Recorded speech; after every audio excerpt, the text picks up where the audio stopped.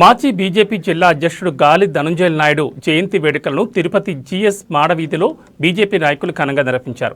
ఆయన చిత్రపటానికి పూలమాలలు వేసి నివాళులర్పించారు. ఈ సందర్భంగా బీజేపీ నాయకులు గుండాల గోపీనాథ్ రెడ్డి మాట్లాడుతూ గాలి ధనంజయ నాయుడు బీజేపీ కార్యకర్తగా మొదలుపెట్టి జిల్లా అధ్యక్షులుగా ఎదిగారని, క్రమశిక్షణకు మారుపేరైన ఆయన జీవితం బీజేపీ నాయకులకు కార్యకర్తలకు ఆదర్శమన్నారు. ఈ కార్యక్రమంలో బీజేపీ నాయకులు గుండాల గోపీనాథ్, అన్నారెడ్డి, రాజశేఖర రెడ్డి, చెంగల్ రాయలు, హేమంతు, సుబ్బయ్య, బ్రహ్మానందరెడ్డి, తొండమనాటి సుబ్రహ్మణ్యం రెడ్డి, బంకుచంద్ర వెంకటరత్నం తదితరులు పాల్గొన్నారు.